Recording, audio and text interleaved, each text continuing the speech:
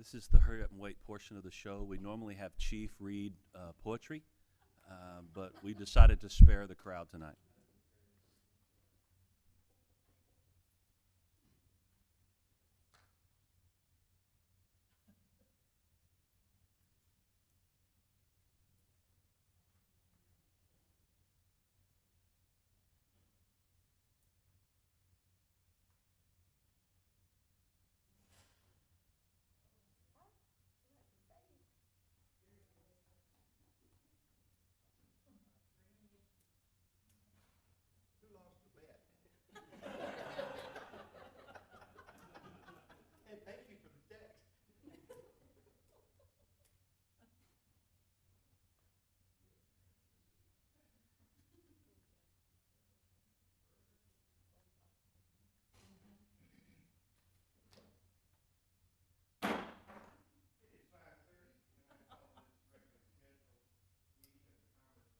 Council to order. First item on the agenda is the invocation. I would ask that we all observe a moment of silence.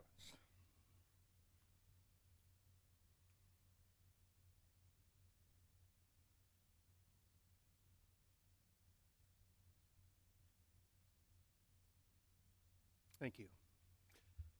Next item is the Pledge of Allegiance. Ms. Thompson, would you lead us?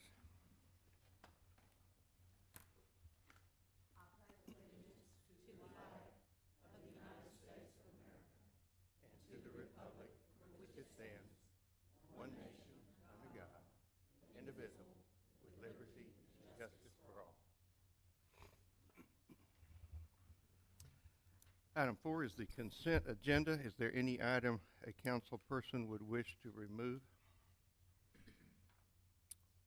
If not, is there a motion? Move to accept the consent agenda.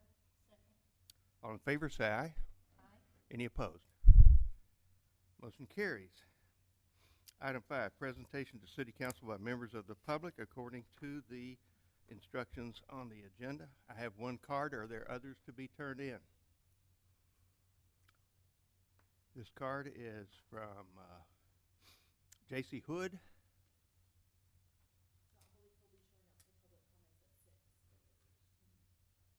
At 6. What are we starting at 5:30 for?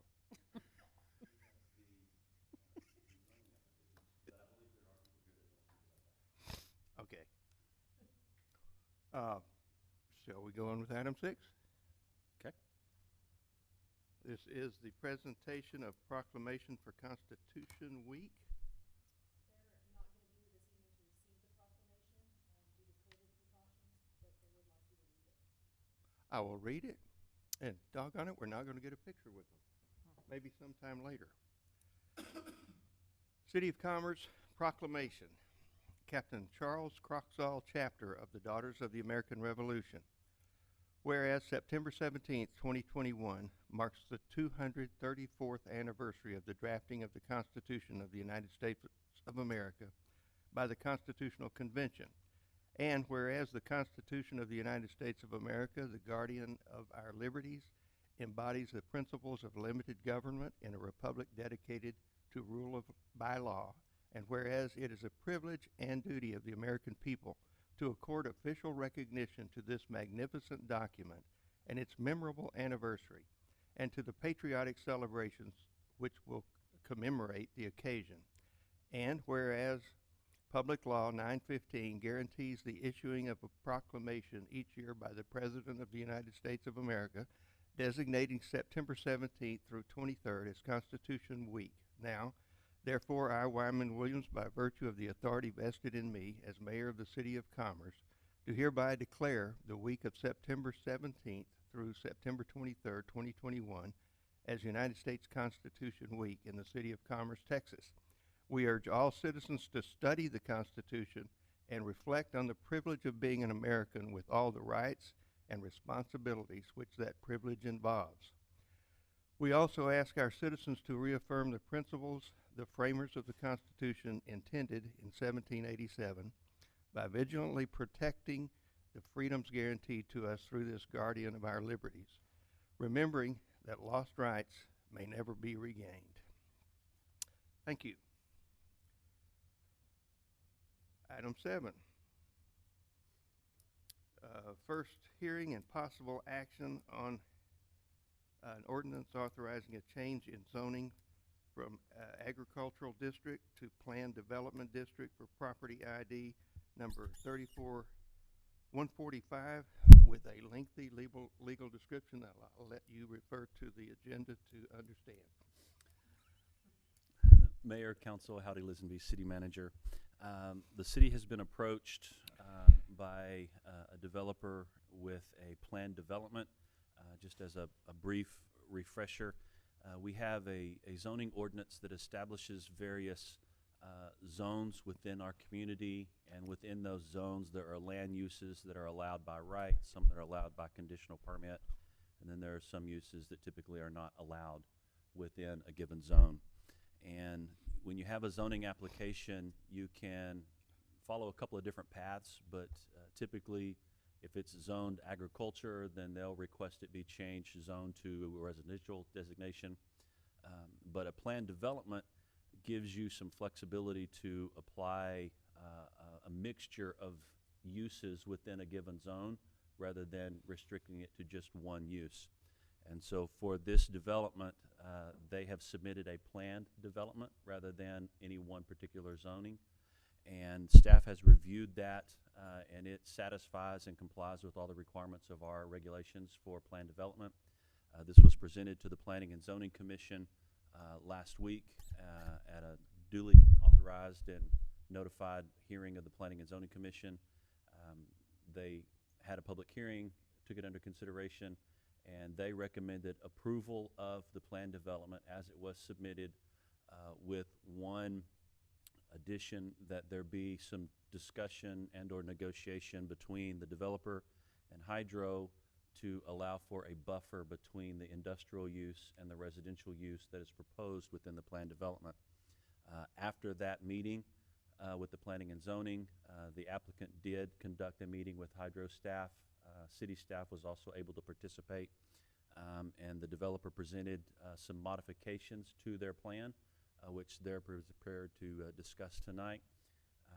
But the bottom line is that this plan development would result in not quite 300 residential lots, close, in the area behind Commerce Elementary School and then back to the east from there.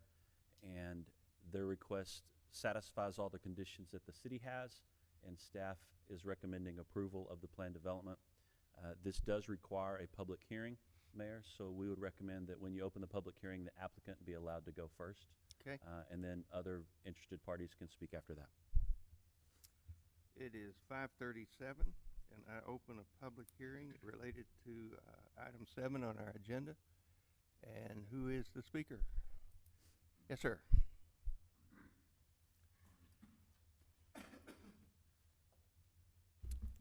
Good evening, Mr. Mayor, Council. My name is Ryan Joyce, address 107 North Goliad, Rockwall, Texas, Suite 400.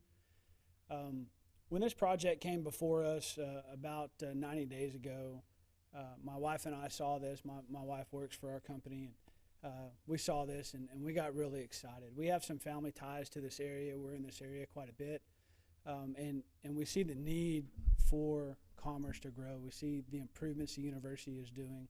We see all the capital investment that they're making within this community. And so we went to work on our end and looked for a partner in this deal, for somebody to say, hey, who can we bring into this community that would be a great fit? Who can we bring into the community that would be a great asset?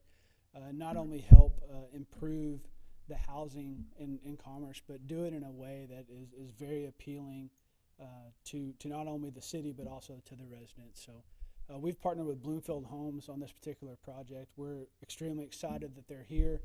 They're here tonight with a brief presentation, but we're super excited about this project. The city has been great to work with, and so we've been really happy working with them. With that, I'm going to turn it over to Mr. Clint Vincent with Bloomfield Homes. Mayor, Council, do you mind if we give you some handouts? Please do. Okay. I'll help. Again, your name? My name is Clint Vincent. I'm a Vice President of Land for Bloomfield Homes. That's 1050 East Highway 114, South Lake, Texas, 76092. And do you need any help, Mike? Yes. You got it? Yeah.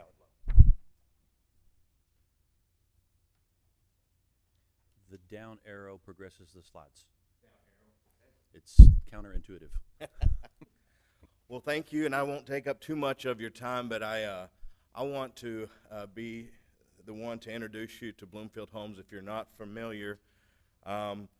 Bloomfield started in 2005, and I want to make a couple quick introductions if we don't mind. The founder of the company, Don Dykstra, is here with us tonight. We have Mike Collins, who is our Director of Community Development, and then we also have Todd Winters here, who is the civil on the project, the civil engineer on the project. And then we have Jim Douglas with Douglas Properties, who's the third-party developer who would be developing this property. So that's kind of the team, and you can tell by the sheer numbers of people that we have here how excited and ready we are to be in commerce. Bloomfield kind of prides yourself. If you look on the back of that brochure we just gave you, we like to be known as the A or premier or preferred builder in emerging markets. So if you look at kind of where our communities are, you can see places like Ponder, you can see places like Godley, places like Alvarado, Venus, Anna, Roy City, places that sound and feel a lot like commerce, right? That emerging market, and that's what we want to be. We want to be out here. But one of the things we do at Bloomfield is we don't sell low price, right? We sell lifestyle, which is kind of that above the low price kind of bare bones house. If you take a look at the houses in the brochures, those houses are houses that are our houses taken in our communities in DFW. We only operate in DFW, so it's not some stock photography, or I think I said it wasn't in Florida, and the head of P&Z, I think, said, well, dang, she wanted a trip to Florida to go see some of the product. But no, we're just here in DFW. But we are, we see that we see people and a customer that wants to be in these emerging markets. They want a chance to live in a small town kind of the way they grew up, and that's kind of the buyer that we're appealing to here, and we would be appealing to here in Commerce. One of the things we do before I dive into the presentation as well is, we have the advantage of being the builder and the developer. A lot of times you might have a developer up here that's going to tell you, here's what the houses are going to look like if I get this builder or that builder. Well, we are the builder, right? And it's fun to come up here and present to you, to show those houses in that brochure, because we're proud of them, and you know what you get. These are the same houses that are being built in Fiscal and McKinney and Mansfield and all those places. Those are the same houses that will be built here in Commerce. So we take pride in that. But kind of with all that, jumping into the presentation, the start of, I don't know if this is working here. That's not the right laptop. On the little clicker she gave you? The little Oh, down arrow? this guy.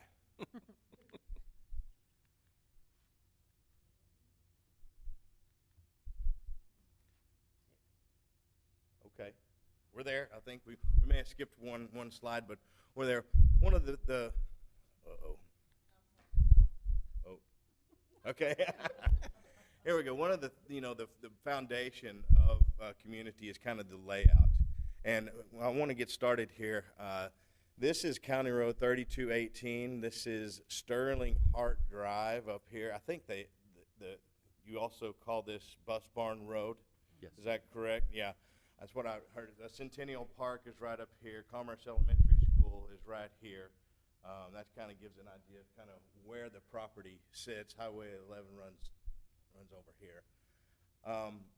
But one of the things we like to do when we lay out a subdivision is, you see some developers put 50s in a group over here, and maybe they're all 50s, right? All 50-foot lots. Or maybe if they take a step up, they might have 50s in this group over here and 60s in this group over here, and maybe that's kind of the separation they have.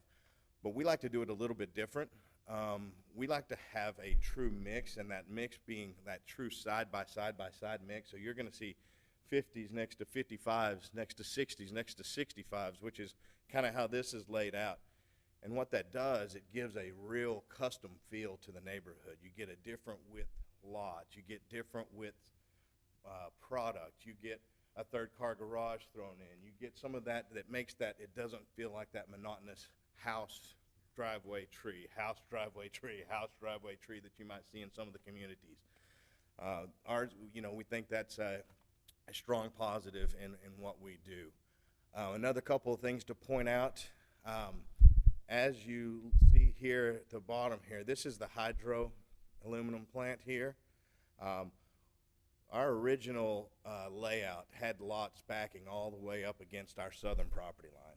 And so after hearing P&Z and understanding what they want and how they approved the zoning, we went back and tried to create a buffer to buffer that plant from our community. And so what we plan on doing is, this will be in probably our second or third phase.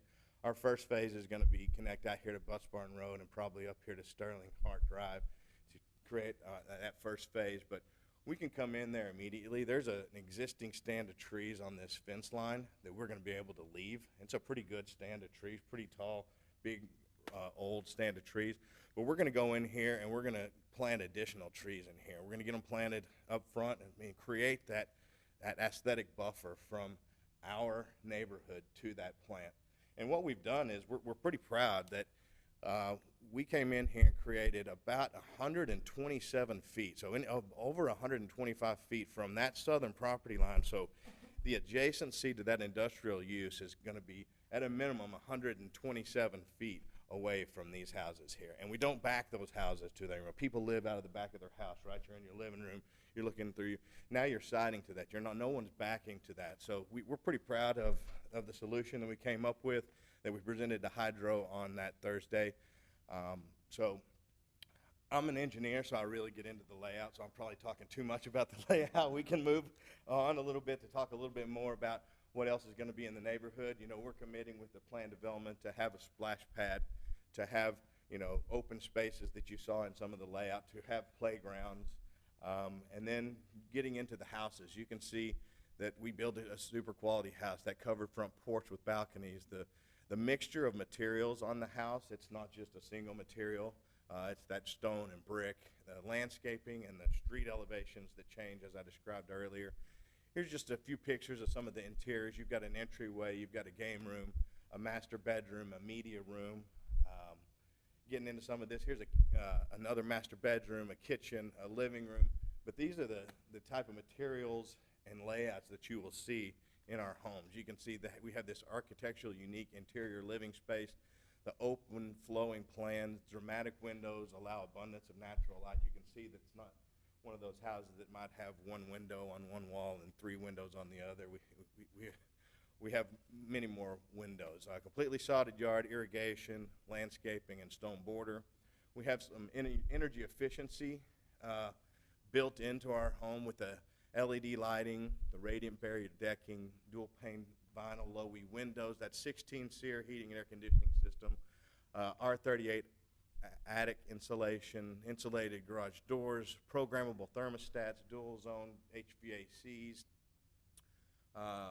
The irrigation systems we mentioned earlier, engineered to reduce the water usage, and we do have some smart house technology that we incorporate into the houses. So, in summary, I'll say it again, we're pretty proud of our beautiful homes. We're going to be adding about $90 million in property values to the City of Commerce, targeting that first-time move-up homeowner, the improved open space and tax improvements, and then the potential for sales tax on the building materials to the City of Commerce as well. So that is my presentation, and I'm open to any questions, or we can move along. If y'all have any questions for the applicant, and then we can move on through the rest of the public hearing. We thank you. Thank you. Are there others who wish to speak? Yes, sir.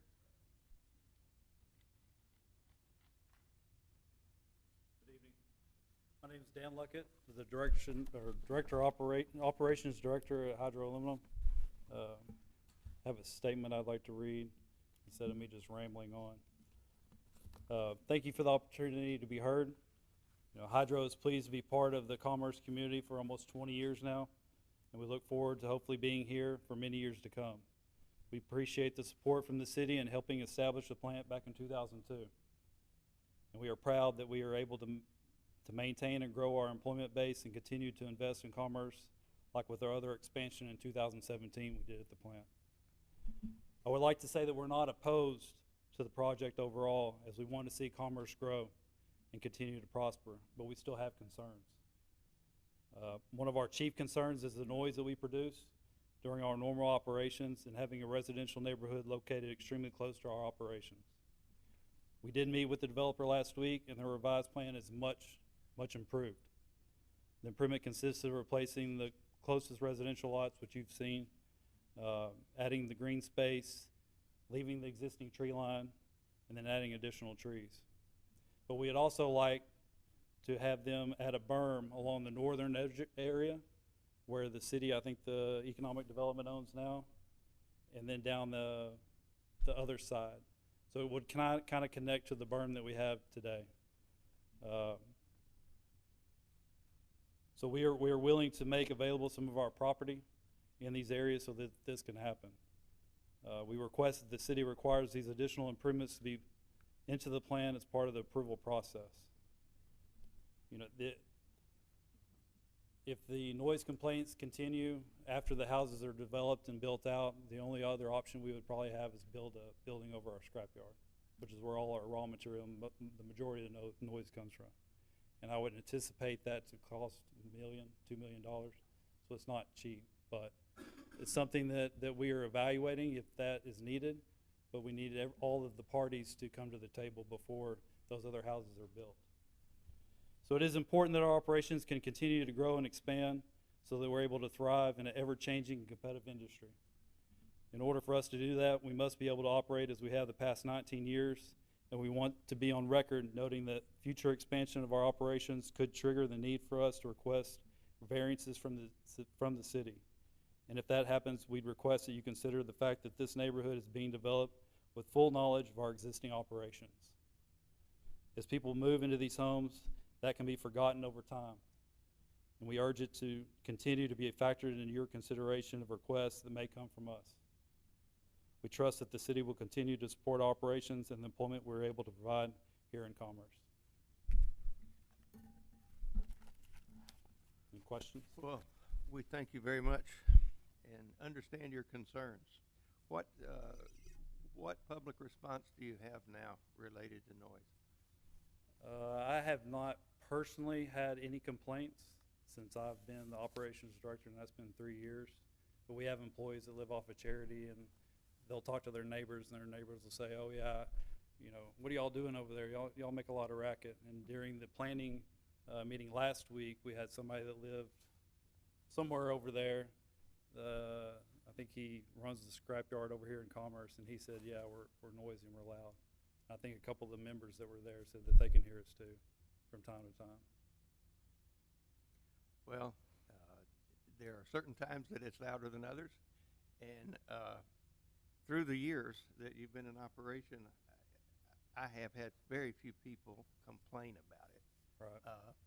You know, and some live quite close, but people seem to adapt, and we certainly appreciate you being a fine corporate citizen, and we appreciate your concerns, but we also appreciate the fact that we need housing. Yeah. And maybe even some of your employees we want to live not too far from where they work. Right. But we understand. Any comments or questions from the council related to this? No, just we recognize that you were here first, and we'll do our best to make sure everything works together. Okay. Yes, That's all we can ask. we definitely want you to be here and be productive. Yep. So, Yep. We all want that. yes. Yep. We need you here. All right. Thank you. Thank you. Are there others to speak? Yes, sir.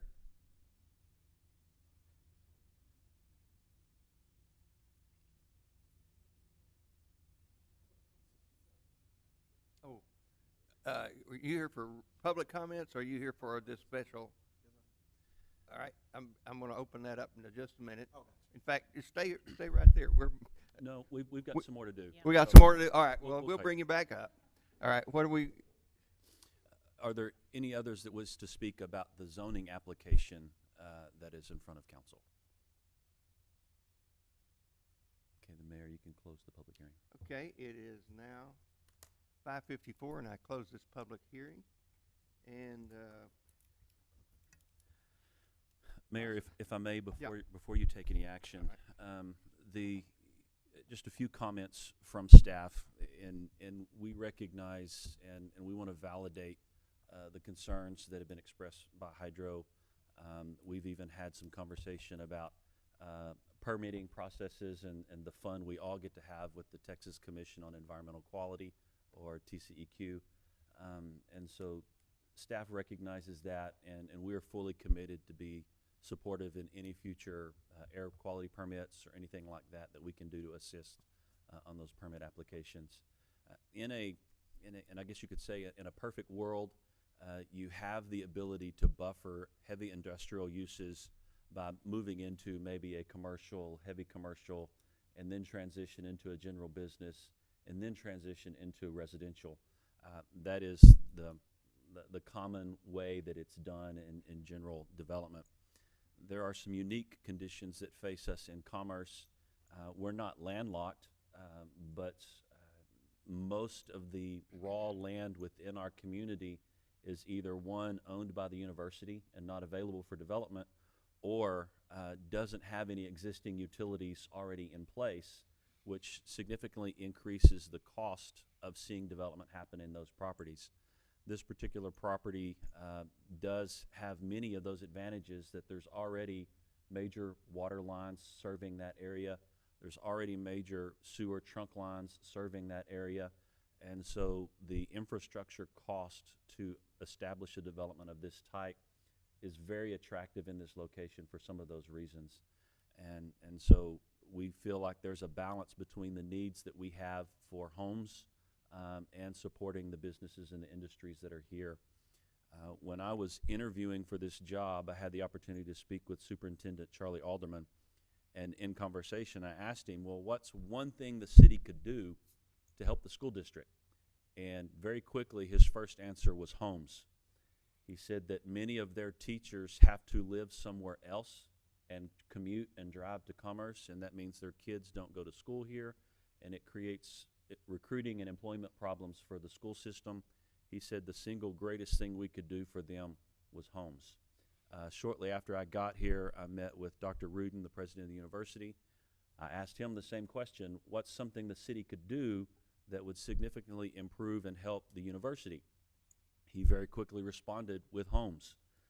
They have a large number of their staff and professors that live elsewhere and work here, and they would like to see more housing stock to provide options for their staff. And then we've recently been able to land Nexus as a new manufacturer coming into the Covidian building, which will create 200 jobs within the next 12 months. Those 200 jobs are going to need homes. And so we desperately need to increase housing stock in this community.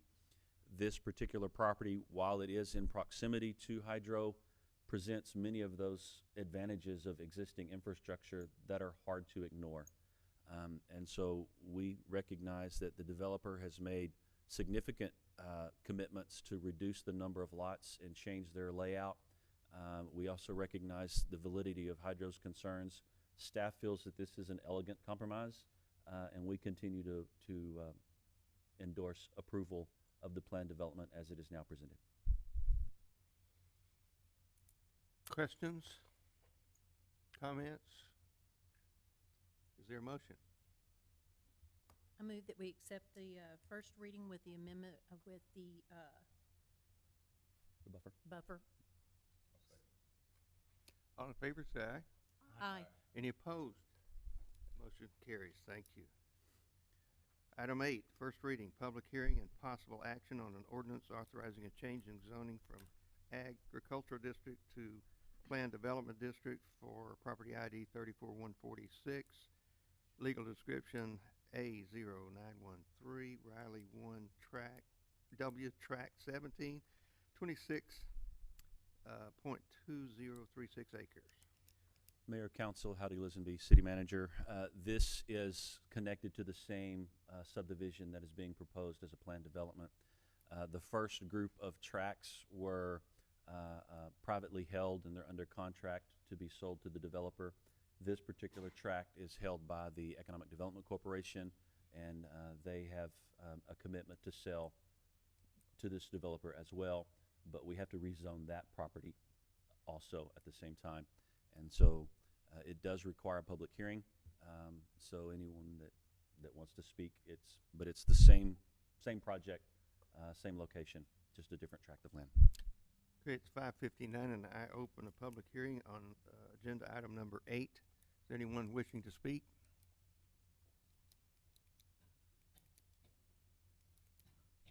If not, I close the public hearing at 6 o'clock.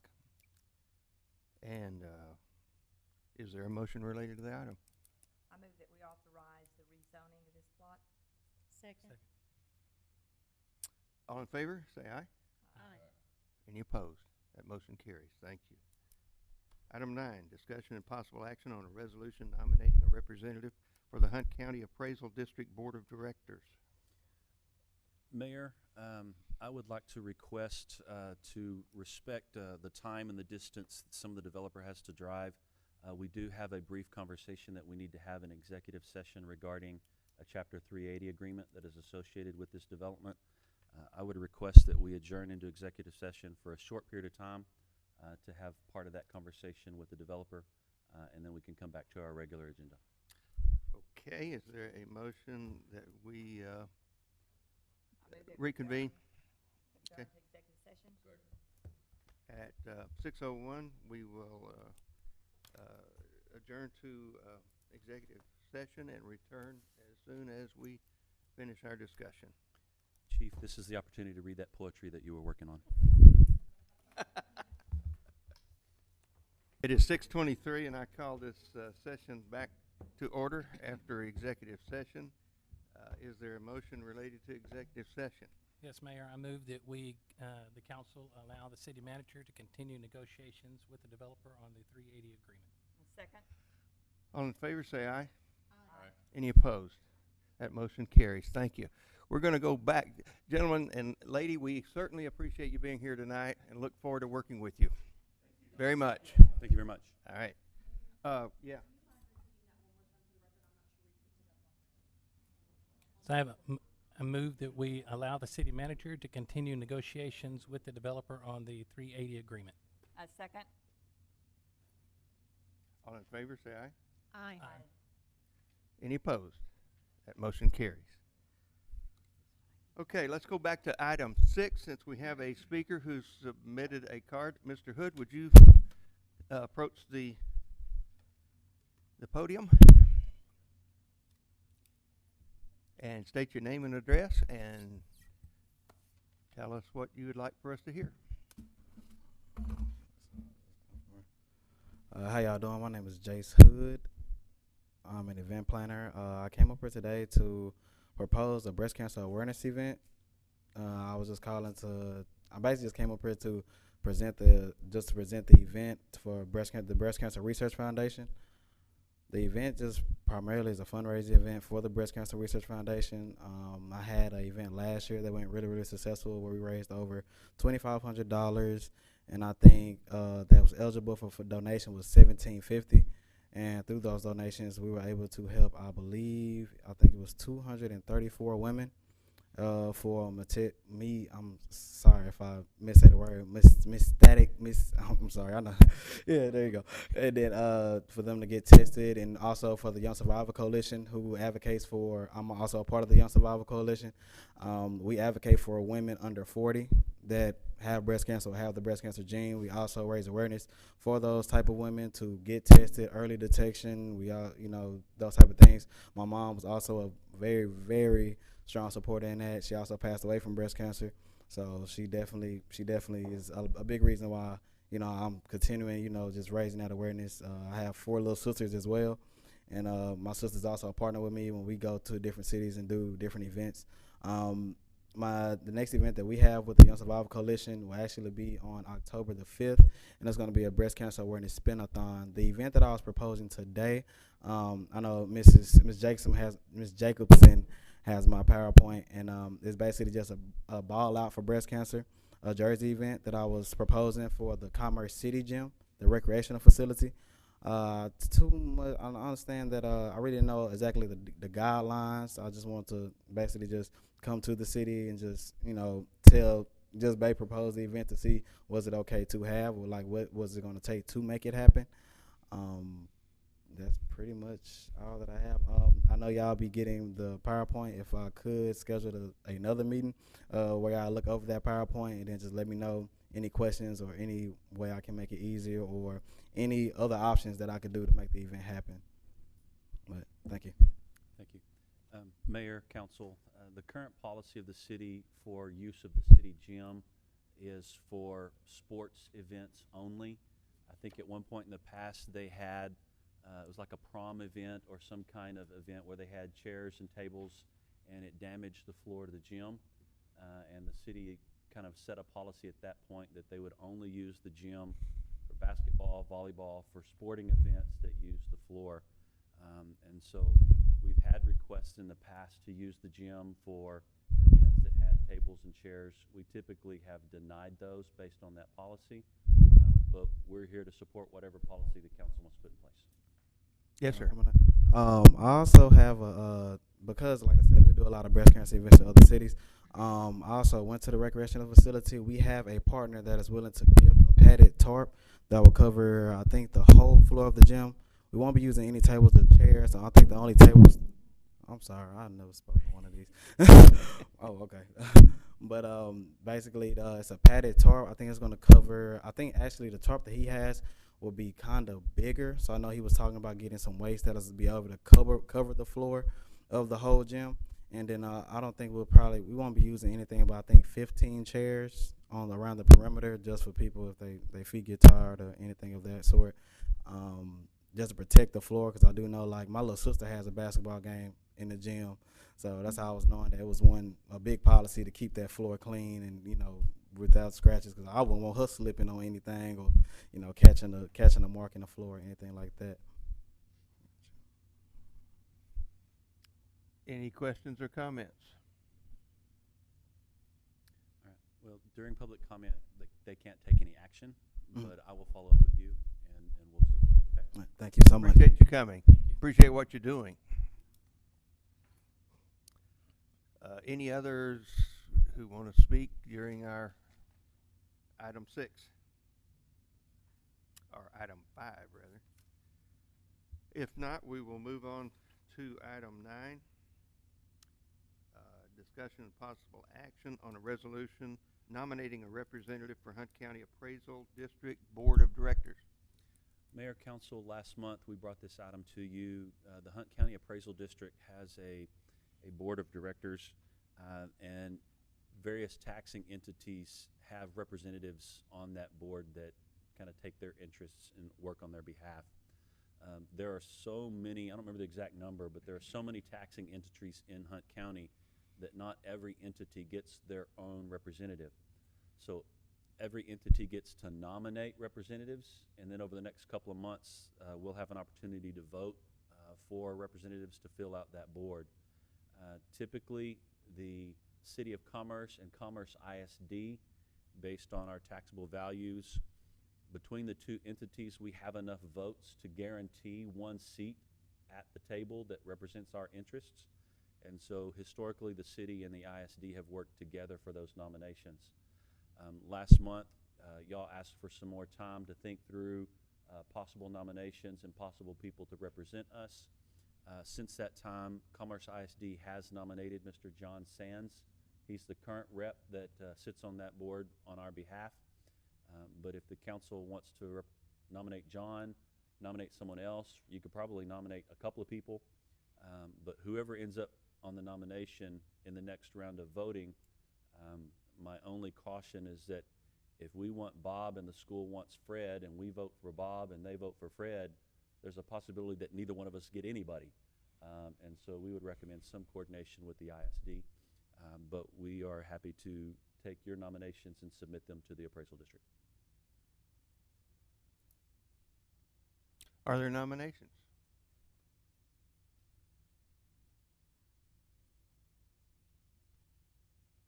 I move that we nominate John Sands. I'll second. All in favor, say aye. Aye. Any opposed? That motion carries. Thank you.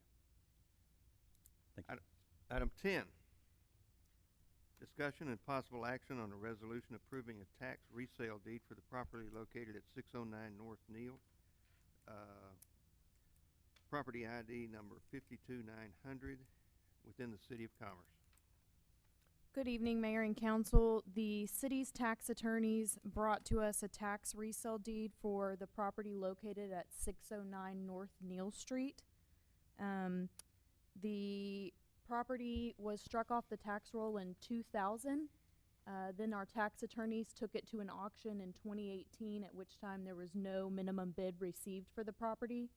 Since then, a potential buyer has come forward and submitted a bid in the ballpark of $3,500. The property was appraised for about $3,000 back in 2020. There is one outstanding lien. However, it's an old labor lien, and since the city now owns the property and it went through a sheriff's sale, that lien's no longer valid. So as practice, we bring this before you for your approval. The other taxing entities would also have to approve it before it becomes final. And I'm happy to take any questions if you have them.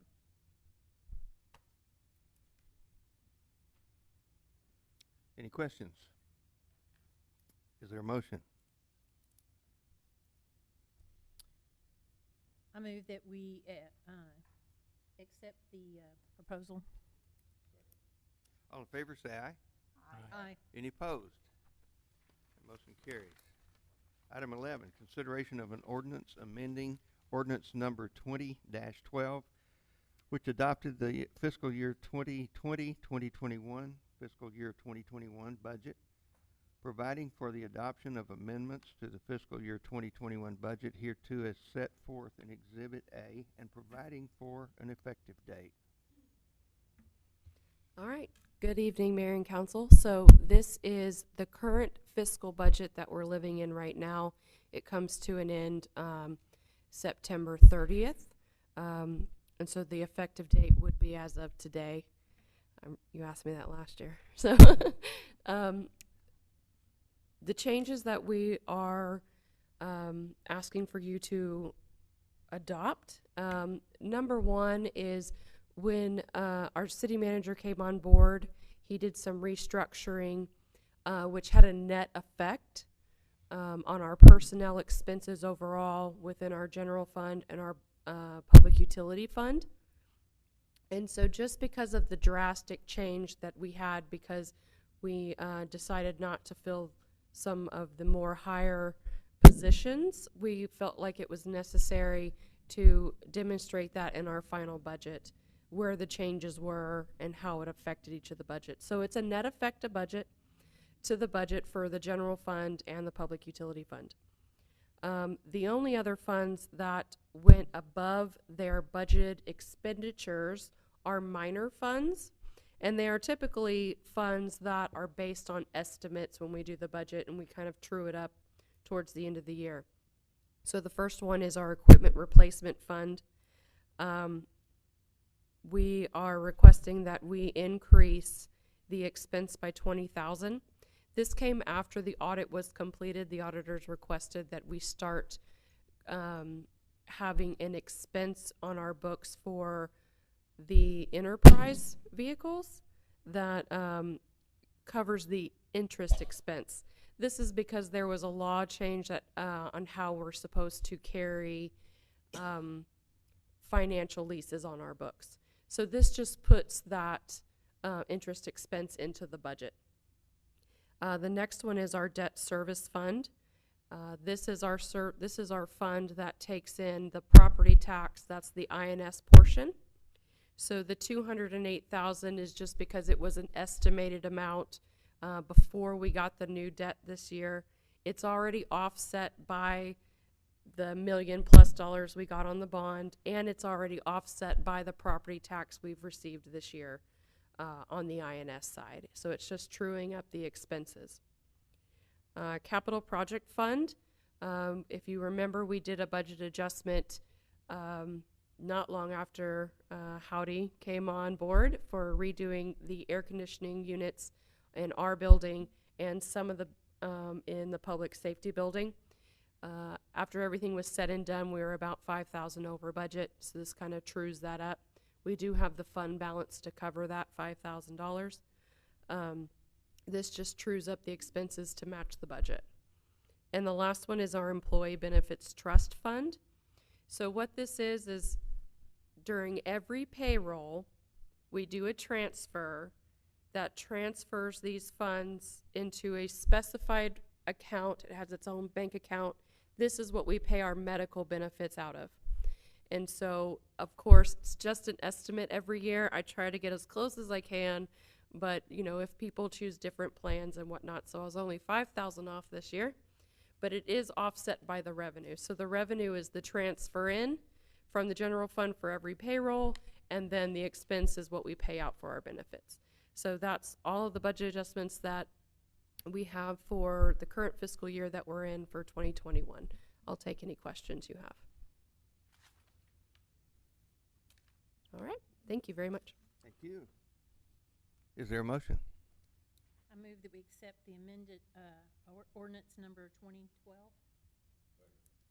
All in favor, say aye. Aye. Any opposed? That motion carries. Item 12, receive a report, conduct a public hearing, and action on an ordinance adopting the fiscal year 2022 operating budget. Mayor, Council, Howdy Lisenby, this is the conclusion to a fairly lengthy process that we've been going through. I can neither confirm nor deny that Miss Jamie will have some tequila after this. But you have before you the proposed budget for fiscal year 22.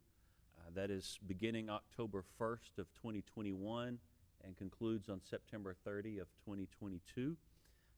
And so this budget is for the major funds of the general fund and public utilities, as well as many of the minor funds that exist within our organization.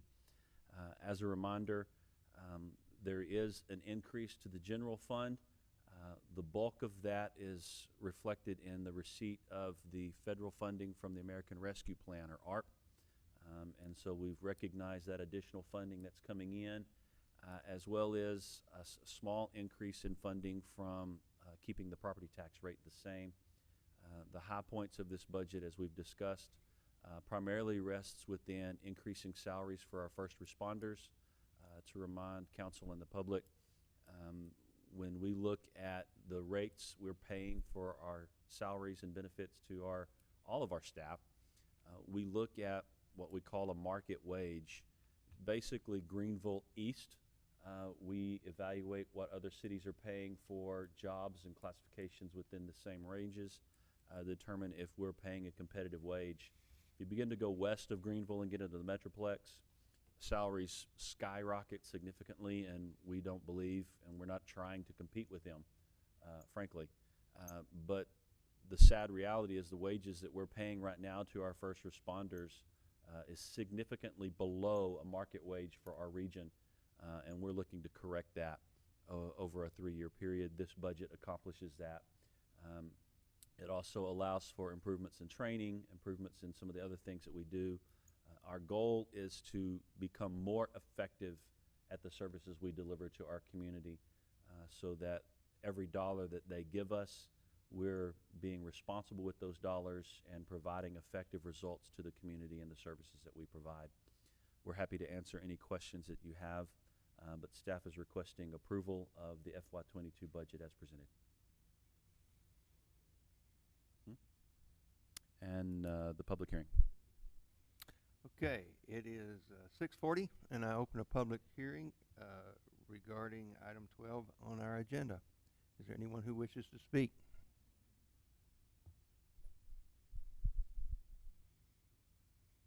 No one wishing to speak. At 6:41, I close this public hearing, And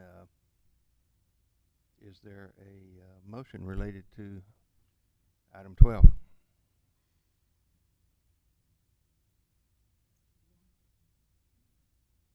Make a motion that we adopt the ordinance.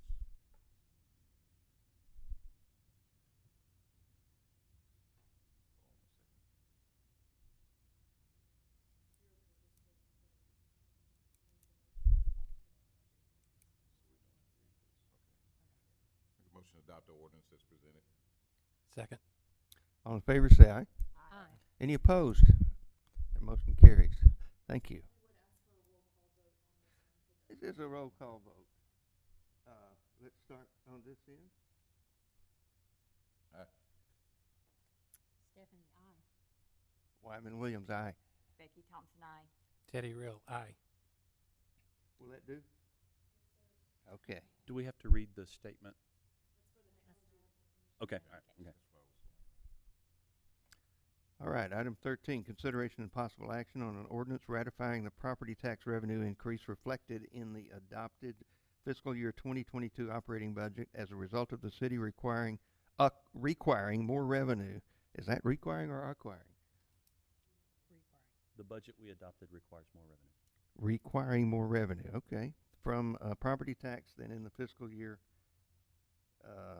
2021 budget. This is the one I have the most heartburn with.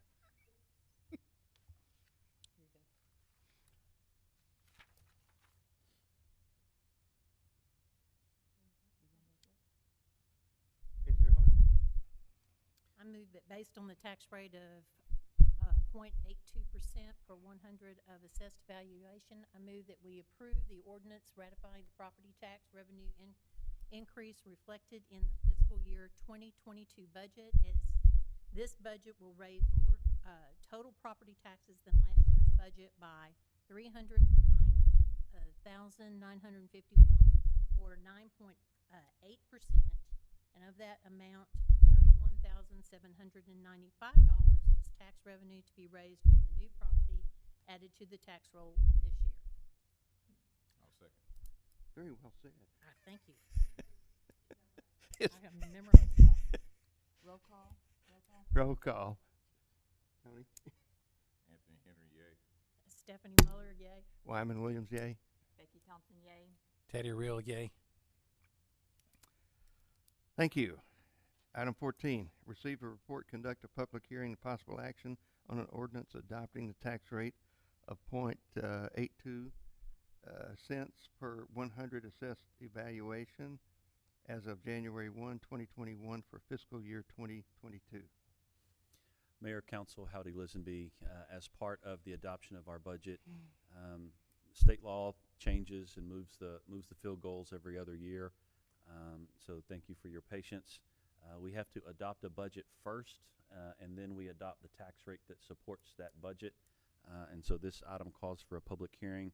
Staff is recommending that we adopt the current tax rate of 82 cents per $100 valuation. At 6:44, I open a public hearing for comment on agenda item 14. Seeing none, at 6:45, I close the public hearing and would entertain a motion related to this item. I move that the property tax rate be increased by the adoption of a tax rate of 82 cents per $100 of excess valuation, which is effectively a 9.04% increase in the tax rate. No, No. it's what's on the screen. Oh, 7.9%. oh, 7.9%. And will raise the tax, maintenance, and operation on a $100,000 home by approximately $44.11. Second. All in favor, say aye. Do we have to tax roll call? Yeah. Okay. Anthony Henry, yay. Stephanie Muller, yay. Wyman Williams, yay. Becky Thompson, yay. Teddy Real, yay. Yay. Item 15, receive a report, conduct a public hearing, discussion and possible action on an ordinance by the City Council of the City of Commerce, Texas, accepting the fiscal year 2022 capital improvement plan. Mayor, Council, Howdy Listenby, as the final piece of this budget process, we have both the operating budget, which is our normal day-to-day operations for the course of the next fiscal year. There is the property tax rate that supports that budget, but then there are also a number of capital projects which will be done in support of this budget, and that is what's on the table with this item. Is we've had a number of workshops and discussions about the CIP plan, but in final determination, as what we have looked at is in this current budget year, we're going to have about $6.5 million of capacity for capital projects. We have $6.3 million of projects that are being proposed, or $6,050,000. That's the updated number. Those projects include street and drainage improvements, public library improvements, an animal shelter, improvements to our parks and recreation systems, and then the downtown events improvements. And so we're requesting adoption of the FY22 capital projects budget as part of this process. I move that we accept. We're gonna have a public hearing, do we not? We don't have to, but we should. asking that you do. Okay, at 6:47, I open a public hearing related to item 15 on our agenda. Is there anyone who wishes to speak? Yes, sir. Please come to the podium, state your name and address. Brett Perkins, 2626 Washington. Is this the one that has the splash pad? Yes, that is in this. Okay, I'm just here to once again express my feelings on the splash pad. Honestly, I don't see the point of spending $1 million right now on a splash pad. We have tons of problems in the street. It was stated last time $1 million will not fix the streets. That's correct, but zero will also do nothing. $1 million will do a lot more than zero. And I really wish this wouldn't have been the splash pad wouldn't have been put into this, because we need the animal shelter, we need improvements to the public library, we need improvements to the parks. But the $1 million on the splash pad, I'm afraid that needs maintenance. That's going to have to be figured into the budget every year. That's not going to come from this. That's another expense. We're already at 70% of our, you said 70% was spent on budget or employees? Yeah. So if we're adding 3 more public works employees, increasing wages of our first responders, which is great, where's the money going to come 5, 6, 7 years down the road for the maintenance of the splash pad? You know, what if something cracks or something breaks? We spent all the money we had building it, we have nothing to fix it with, and then we just wasted $1 million. I think it should be spent in the streets, and that's all I really got for y'all. Thank you for your comments. Anyone else wish to speak on this item? If not, at 6:50, I close this public hearing. Is there a motion? I move that we accept the ordinance as presented with the following amendment, that we move $1 million from the Parks System Improvement Splash Pad to the multi-year street and draining improvements for this year. I'll second. All in favor, say aye. Aye. Aye. All opposed?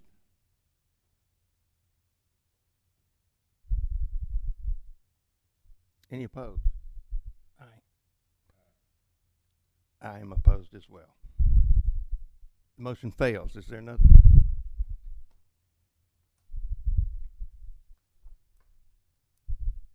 Make a motion that we adopt as presented. Second. All in favor, say aye. Aye. All opposed? No. No. I say aye and the motion carries. Thank you.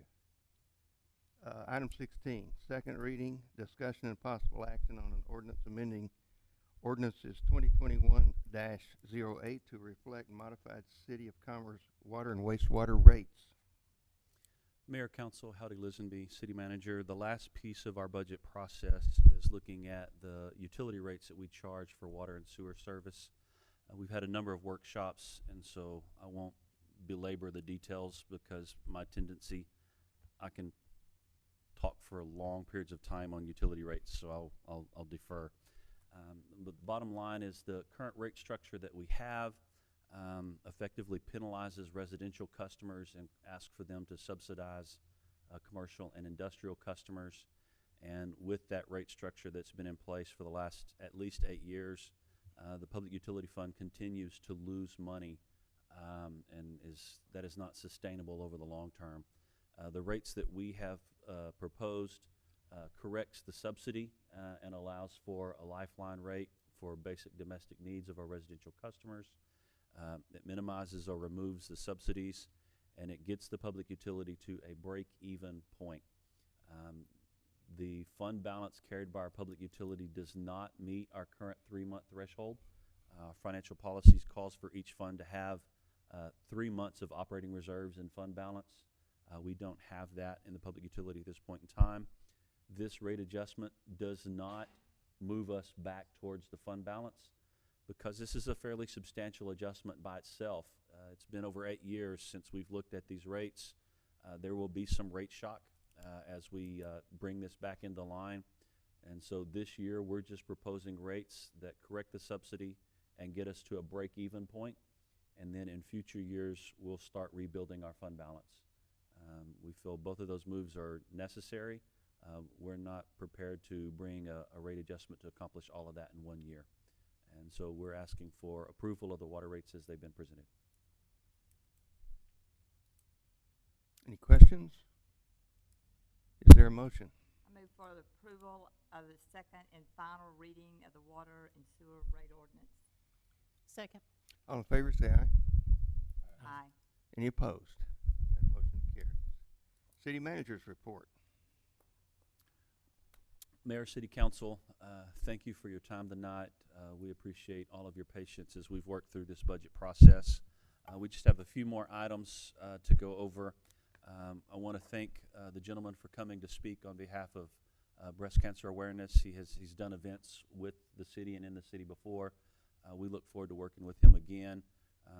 If we can find a way to protect the floor of the gym and meet his needs, we'll bring a recommendation to council in the near future. For a financial update, I'm going to turn it over to Ms. Jamie.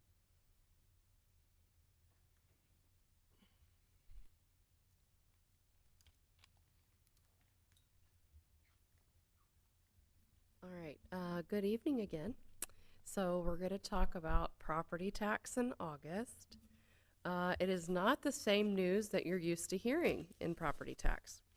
So due to a large amount of appeals and homestead exemptions that were backdated to previous years, the county actually produced more refunds than payments received in August.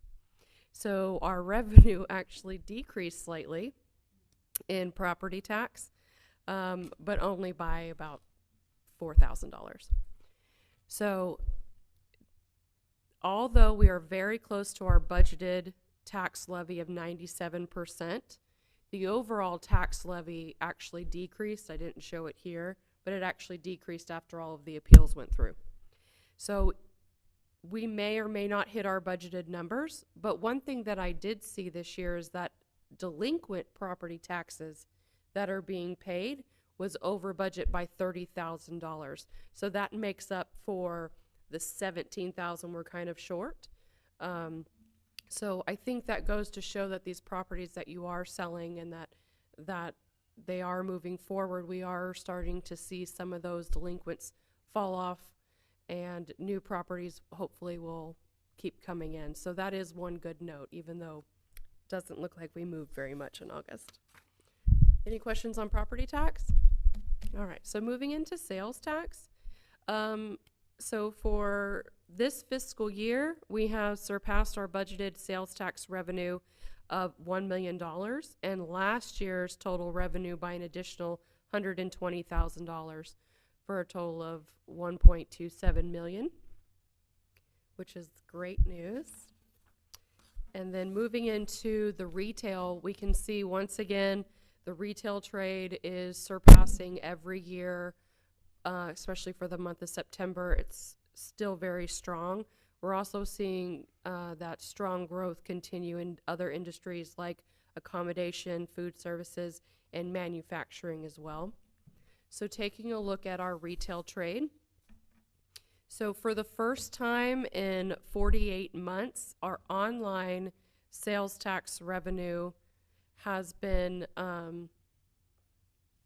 has been less than the same month in any previous year. So this is the first time that we've actually seen that activity in the last 48 months. It's still very close to what we received this time last year, but we're hoping in the next months with Christmas coming around, we see that jump back up. So retail overall, our sales tax is slightly less than last year, but still greater than our budgeted numbers and still greater than our overall last year, which is great. And if you take a look at our accommodation and food service industries, we are seeing that continued growth. So we're seeing that growth month after month continue, which I think is really great. It really shows that we have new restaurants coming in and they're being successful. And so that is my report. Any questions? All right, thank you guys. Thank you. For the calendar upcoming events, we'll turn it over to Ms. Molly. Mayor and Council, as a reminder for the uniform election date, which occurs this year on November 2nd, City Hall will be a polling place, the only polling place in Commerce for both early voting, which begins Monday, October 18th and runs for 2 solid weeks. The last day to register to vote is always 30 days prior to the election, so make sure if you're not registered to vote or if you need to update your address or anything like that, you get that done by Monday, October 4th, I believe is the deadline this year to register to vote to be able to vote in the November 2nd election. We often see citizens come in days before an election date. Hey, I need to register to vote. That always has to be done 30 days prior to election date. So I know we don't have anything, the City Council, the City of Commerce doesn't have anything on the ballot, but I know the CISD does this year. As a reminder, this Thursday is North Texas Giving Day. That is Thursday. Yes, the 23rd is North Texas Giving Day. You can visit northtexasgivingday.org. It's actually up and running the site right now, so you can go and donate now. You do not have to wait till Thursday. You'll see lots of our friends on there, Texas A&M Commerce, 88.9 KETR, the Boys and Girls Club, Commerce Food Pantry, the Northeast Texas Children's Museum. This year, our Roaring Tiger Band with the Commerce High School, as well as our Commerce Public Library, are all available to donate to. So certainly there's a need, so we encourage you to participate. The 4th weekend in September, coming up this next weekend, will be the 35th annual Boat Arc Bash. Hundreds of vendors supplying food and shopping and lots of fun stuff, so we encourage you all to attend downtown. The city manager has extended citywide mosquito spraying, which typically wraps up at the end of September. We've extended it for another 2 weeks, so it'll still follow the Section A, B, C, D weekly schedule, but that will be going on for the next 2 weeks. We're really excited to bring back this year. I don't believe we got to do it last year because of COVID, but the Commerce Police Department will be hosting National Night Out. I'm going to turn that over to Chris to tell you a little bit about it, put him on the spot.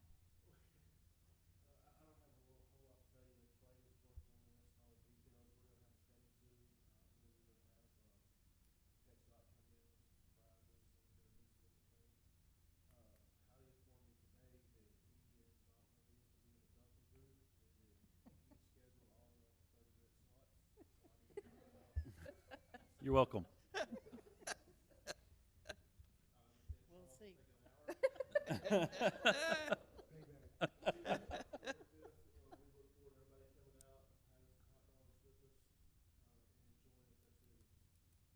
believe that starts at 6:30.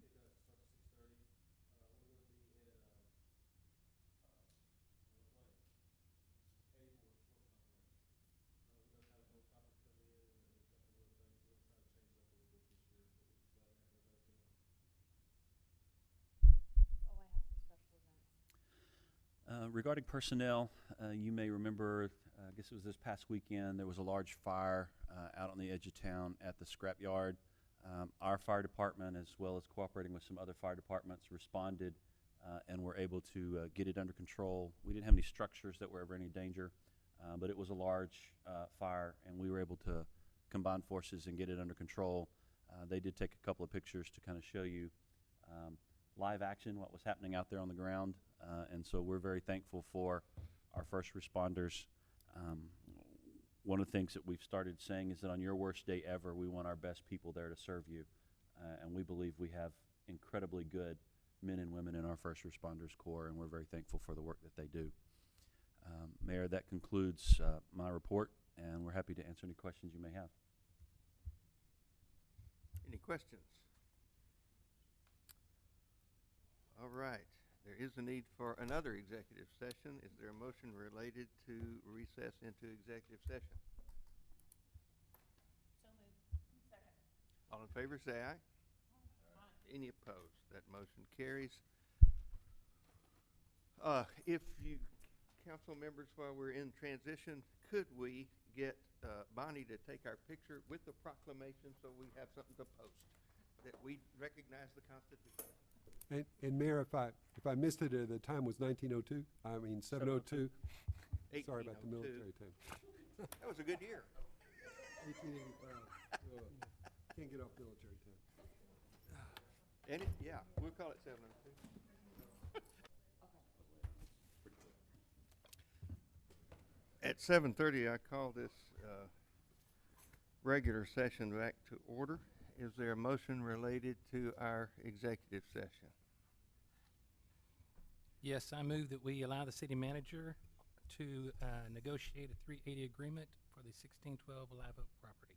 A second. All in favor, say aye. Any opposed? That motion carries. Yes. Is there another motion? Yes, I move that we allow the city manager to release the interest on the lien on the 221 Bishop Street property. All in favor, say aye. Aye. Any opposed? That motion carries.